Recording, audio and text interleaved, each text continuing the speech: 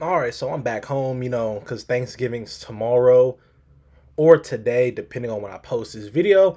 And also, if you didn't notice, the camera quality is different. That's mainly because my usual camera, I forgot the cord to it to connect it to my computer. Because, yeah, I was in a rush to leave campus, as most people are who are trying to leave campus, especially if they go to Kentucky State University. I don't know if I'm even allowed to say that technically. I don't know. Maybe I'll bleep it out. Maybe I won't. I honestly don't care. But anyway, today we're here to talk about the game Ohio State versus Michigan. First off, this is the biggest game of the college football season, in my opinion, especially the regular season. I personally think the winner of this game, one, should be the number one team in the country and will most likely be the favorite to win it all. Because whoever wins this game is going to have the most impressive win of the season.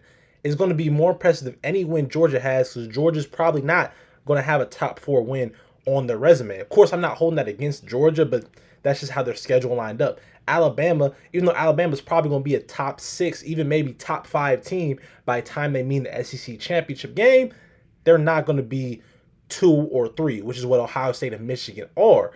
And also, I just think these are two of the best teams in the country. Whoever wins this game is going to win the Big Ten championship. And in my opinion, that means that they should be the one seed. And if they're the one seed, you're the prohibitive favorite going into the college football playoff. That's just how it works. And also, just the implications of this game. Whoever loses this game will most likely be out the college football playoff. And that means they will have a ton of questions going into the offseason.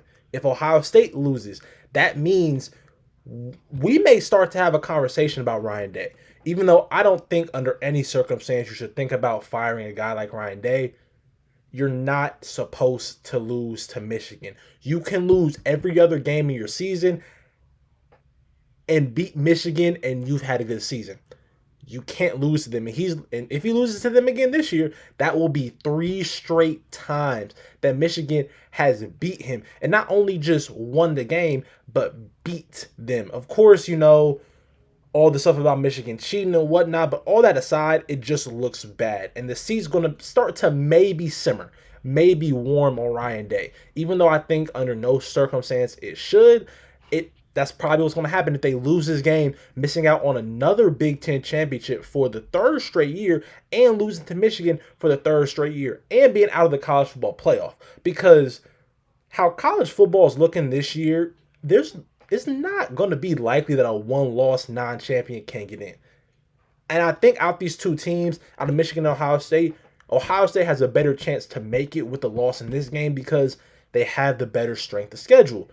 But still, I feel like whoever loses is going to miss out. And then for Michigan's side, it's just you just have a lot of what ifs. What if we never would have got caught cheating, which was really stupid because why were you so obvious about it to the point where we got pictures of this dude on the sideline?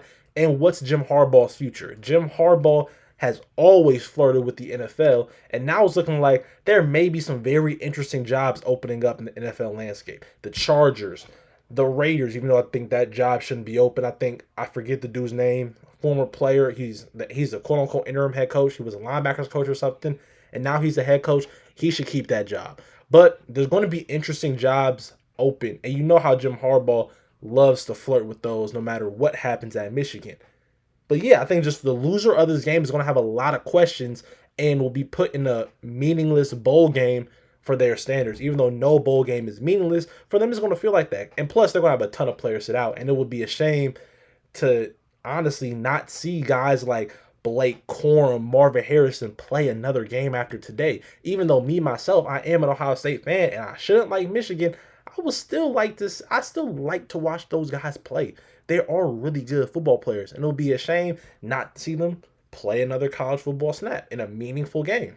But to the main point of this video, this game is going to be an interesting one because honestly, I still do not know how good Michigan is, and I still don't know how good Ohio State can be. I know that that may sound like two very weird statements, but let me explain.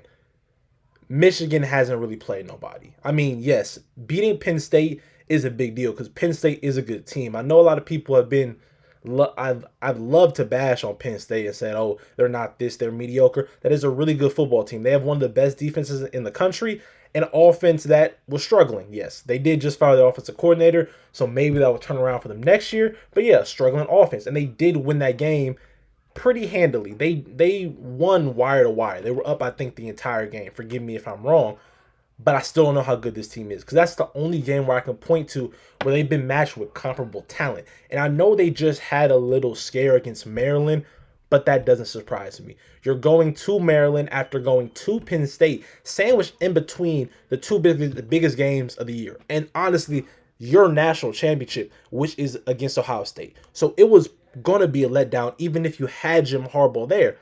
And that's another thing. They didn't even have Jim Harbaugh there. They didn't even have their head honcho present. So I'm not surprised they played poorly in that game. But I still feel like I do not have a good read on this team and how good they really are. Given that, like I said, they haven't really played nobody.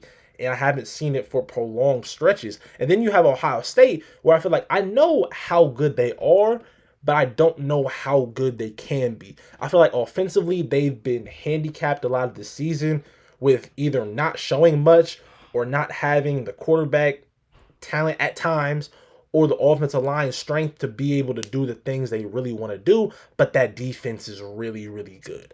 It's exceptionally good. And I think there's part of me that knows how good this team is, but just doesn't want to say it because I'm not used to seeing an Ohio State team win like this. I'm used to seeing an Ohio State team have a really, really good offense, go out there and score 40, 50 points a weekend and win games. Now they don't have to do all that. They're winning with a dominant defense. And not that Ohio State has never had a dominant defense.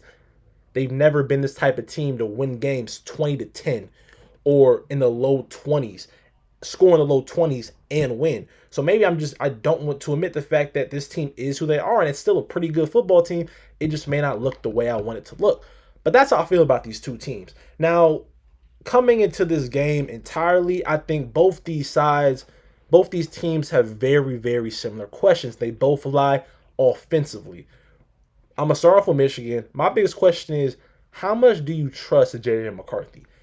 If you've noticed, ever since Jim Harbaugh has not been there, their run percentage has went up and pass percentage has went down, which means they started running the ball a lot more than they were before. Some of that could be pointed to them playing stiffer competition, so they now want to go to what they know they can do best, which is run the ball. And it makes sense. You want to ride your best players, and Blake Corum is probably your best offensive weapon you have on that team, who, funny enough, did not play last year, and they still had over a 250-yard rusher in Donovan Edwards, who was also playing in this game. So they're going to be able to run the ball. I just have a question of whether J.J. McCarthy, first of all, how much they trust him and how well he can play. The last, I think, three games, he hasn't thrown a touchdown pass. Last week against Maryland, he threw a bad interception. And against Penn State, he threw less than 18 passes, I think. So I don't know if this is just the game plan or he's just going through a cold stretch or they just flat out don't trust him without Jim Harbaugh being there. And that's my other question for Michigan. How much will Jim Harbaugh not being there affect you? I think that is a huge loss right there. And I know they beat Penn State and I know they rallied to beat Maryland, but still, that is your head honcho. And given that he is not there, now you have people amassing more responsibility. And in big games, you already have a ton more responsibility because it's a big game. Everything's on 10. The offensive coordinator is going to have to call the game of his life 9 times out of 10. But now they move the offensive coordinator to head coach. So now, with also having to call a good game, pick the right plays, handle substitutions, you also have to handle game management, when to call timeouts, when to go for it, what to do in just certain situations. You control the team, and then you have other people who have to elevate their roles because of that. There's probably some people on the offensive staff that are taking more of an offensive role or a bigger role in the offense, given that the offensive coordinator basically is playing head coach for these games. And I know Jim Harbaugh is there during the week, but game day is different. Game day is hectic. And it'll be helpful to have your head coach that has seen a lot of football be there and who is a really, really good head coach. I think that will definitely come into play during this game. And now, lucky for them, they're at home. If they were away, this would be a much bigger point of contention, but they're at home, which kind of helps with that. You're in a comfortable environment. Everybody is comfortable there. You don't have to go to the shoe. You in the big house. So those are kind of my big questions for Michigan. I don't have many questions about their defense. Their defense is good. We know what they are. They're a team that wants to run the football and play defense. My question is, first of all, do they trust JJ McCarthy and can he play to the level of, because he's gonna need to make plays. He's going to need to make plays. Will he be able to make those? And Michigan, how are they going to deal with not having Jim Harbaugh there for this big game? How are they going to look clock management wise? How they're going to look when it comes down to decision making? Because we all know Jim Harbaugh says what he says goes. He makes the final decision on everything. Even though he's not the play caller, I don't think so. He makes the final decision. So now he's not there for the biggest game of your season, which is basically a playoff game and a Big Ten championship game. Now, for Ohio State, my big questions are basically the same thing. This defense, I trust this defense at this point. This defense is really good. They can get after the quarterback, they can force turnovers, they can defend the pass, and they can stop the run. They are playing out of their mind. Jim Knowles deserves some kind of award for what he's been able to do with his defense. And also, the guys are just playing really, really good football. So I don't have many questions defensively. My main questions for Ohio State, which is different, comes offensively. What McCord are we going to see? McCord hasn't really had a bad game, but he's had some games where he's looked pedestrian and others where he looked like real good. He hasn't had that really, really good game. That game that pops out to you on the stat sheet. I think personally the best game he played was Notre Dame with how poised he played near the end stretches of the game when it came to just making plays in a tough environment. You're going to need to see some of that today. I mean, not today, on Saturday, but on 10, because Michigan is better than Notre Dame and it's the big house. Like, that's a tough place to win. It's always been a hard place for Ohio State to win, even when Michigan was not good. I vividly remember a game in my childhood. I don't remember what year, but I remember it was Braxton Miller, Carlos Hyde, Dontre Wilson was on the team. I remember one of the offensive linemen got suspended and he was flicking off the crowd. And Ohio State was a number 3 team in the country. And Michigan took them to overtime and it took a last-second pick on a 2-point conversion for them to win the game. And that's when Michigan was not all that. That's when they had Devin Gardner, who was very, very, very, very cold. He was nice. They wasted that, man. But yeah, the big house is a tough place to win. You need your quarterback to come in there and play excellent. One of these quarterbacks is going to have to make a play. One of them. One of them is going to have to do it, and I personally don't know which one. And my other question for this Ohio State offense, well, actually, I got 2 more. One is, can this offensive line hold up? The offensive line for Ohio State has gotten better as the season has progressed when it's come to running the ball and protecting the quarterback.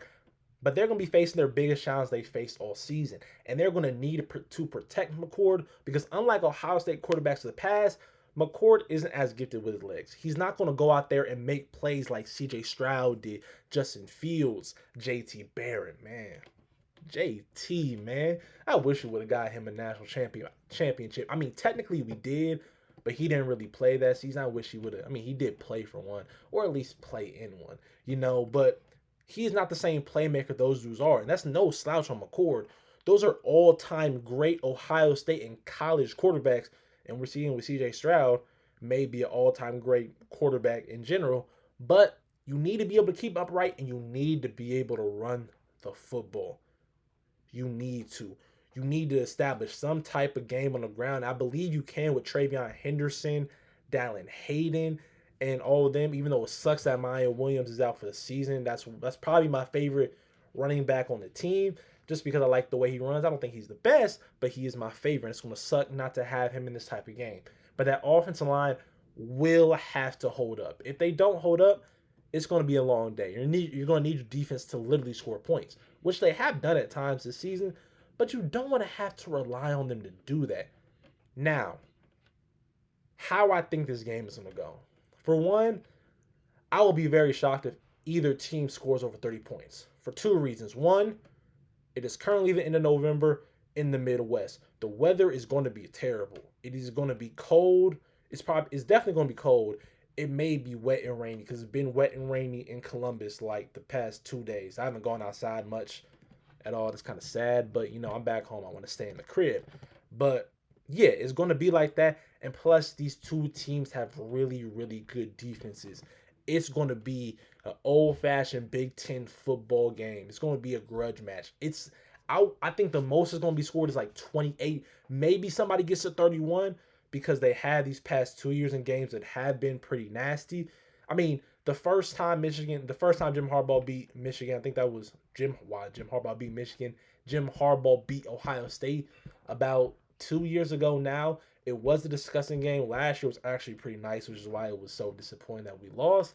But I don't know what the weather's going to be like. The weather's probably going to be on the screen now, so that's probably going to be a telltale. But these two defenses are really good. So honestly, it's going to come down to which offense can make the most plays. And I think the offense that will be able to do that is Ohio State. And so I think Ohio State will be able to do that. I think they'll win the game. Even if you look back to last year's game, when Michigan did beat up on Ohio State and pretty much stall them out on offense for most of the game and run down their throats, you know who had a big game? Marvin Harrison. Marvin Harrison still had, I think, over 100 and one or two touchdowns. No one really talks about it because they lost this game, but Marvin Harrison, in my opinion, is the best player in the country, and I don't think you stop him. And even if you try and slow him down, you have Cade Stover there in the middle that's going to open up the whole middle. He has been Kyle McCord's safety net all year. I'm pretty sure Mbuka is going to play, and that's another weapon. They have a loaded, deep receiving group. Travion Henderson has also been a playmaker in the passing game. I think they are going to be more susceptible to big plays. I think they have better playmakers than what Michigan has, and Ohio State's defense is going to give them enough chances, and they will be able to capitalize while Michigan's offense will not be able to.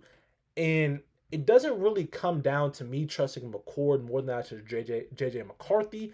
I trust the position Ryan Day is going to put his players in. Because like I've said before, I think this offense hasn't really showed me much. I think there's a possibility that he's saving stuff for this game because it wouldn't shock me if he because you lost them last year. Ryan Day is a petty, stubborn dude. Shoot, he talked back to a 90-year-old man who said Notre Dame was going to win. What else was he supposed to say? He is a Notre Dame alum, a legend. Of course he was going to say Notre Dame was going to win.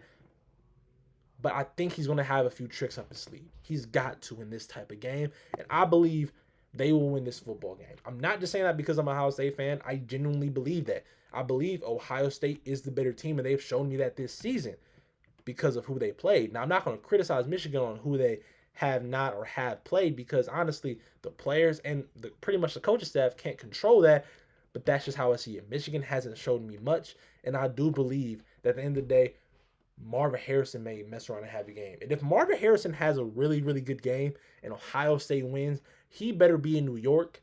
And I don't think he should win the Heisman because you have Jaden Daniels doing some crazy things over there for LSU, but he definitely should be in the conversation. I hate people who look at Marvin Harrison and compare his stats. Y'all don't watch the game. Y'all don't watch the impact this man has. The other two wide receivers they love to compare him to is Romeo Dubois. I don't know how to say his name. The receiver for Washington, who is a really good player. First round draft pick, one of the best receivers in the entire nation. He will be a top 15 pick, but he is Michael Penix. Same thing for Malik Nabers and BJ Thomas down in LSU. Yes, those are fabulous receivers, but they have Jaden Daniels. He has Kyle McCord. Not saying Kyle McCord isn't good because he is good. Those are just amazing quarterbacks. Marvin Harrison out here cooking, and you know the ball's coming to him. You're not going to stop him, and that's what I think is going to happen in this game. So I do think Ohio State breaks their 2-year losing streak to Michigan, and I think they're going to be the number one team heading into the college football playoff. Because in my opinion, you win this game, you win the Big Ten championship game, I think they would be the number one seed. They would definitely be in the playoff, but I think they should be the number one seed if they do win out, and I think they do. So yeah, that's my prediction. Let me know down in the comments below who y'all think is going to win, why y'all think they're going to win, and just talk to me. Why not? I get lonely sometimes. No, I don't. That's a lie. That lie was a lie. Me saying lie was a lie.